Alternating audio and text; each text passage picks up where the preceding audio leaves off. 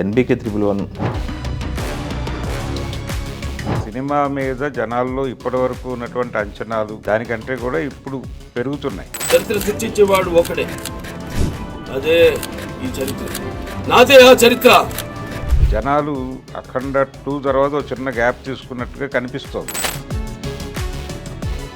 High voltage action డ్రామాని మనం expect చేయొచ్చు. భరద్వాజ్ గారు, ఇండస్ట్రీలో ఉన్న క్రేజీ ప్రాజెక్ట్లో one of the crazy project NBK 111. 111 మీద ఎక్స్పెక్టేషన్స్ ఉన్నాయి జనాలకి. రెండోది, ఇప్పటి వరకు బయట చర్చలో ఉన్నటువంటి అంశాన్ని ఇప్పుడు నడుస్తున్నటువంటి వార్తలు తోసిపెట్టినాయి. అంటే మొదట మనం ఎక్స్పెక్ట్ చేసింది ఏంటంటే సంక్రాంతికి బిగ్ ఫైట్ అనుకున్నాం. నెక్స్ట్ సంక్రాంతికి అంటే బాలకృష్ణ గారు అలాగే చిరంజీవి గారు తలబడబోతున్నారు, ఈసారి మళ్ళీ రిపీట్ అవుతోంది అని కదా అనుకుంది అందరూ.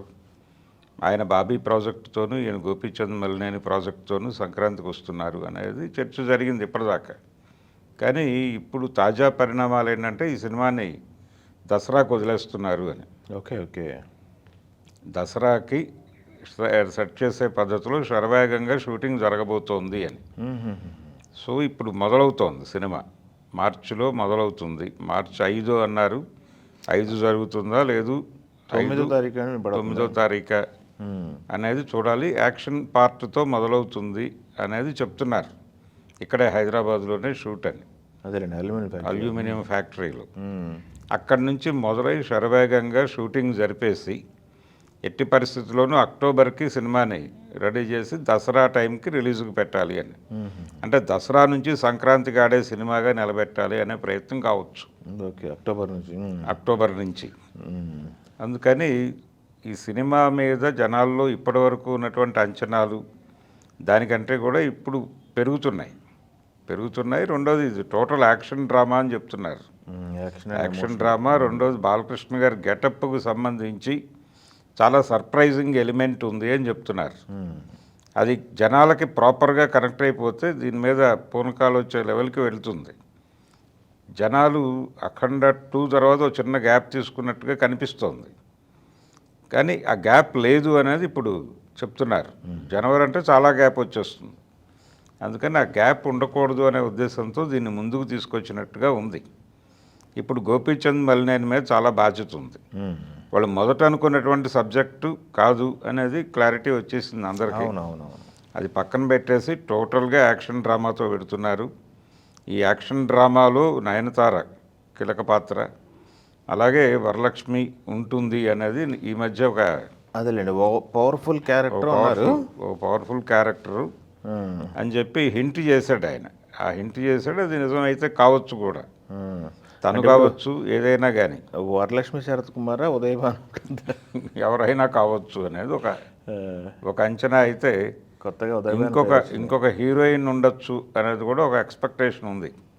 ఇప్పటిదాకా బయట పేర్లేవి రొటేట్ కావడం లేదు.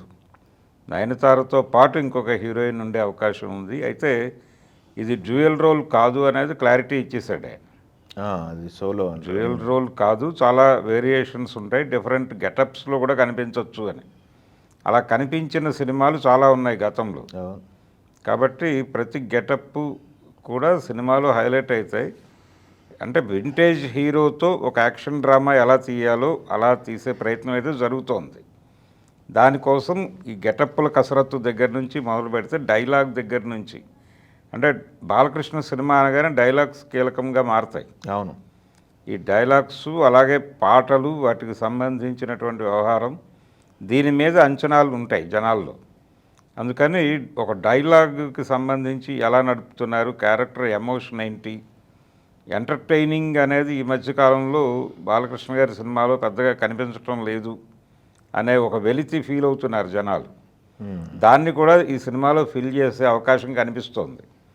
అంటే ఒక్కసారి మళ్ళీ పాత బాలకృష్ణను చూపించే ప్రయత్నం ఈ సినిమాలో బలంగా జరుగుతుంది అనేది అనిపిస్తోంది.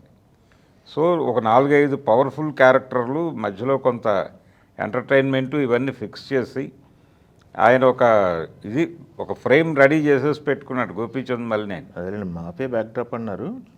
మాఫియా బ్యాక్డ్రాపు బాంబేనా లేకపోతే ఇంకెక్కడైనా లొకేట్ చేస్తారా అనేది చూడాలి.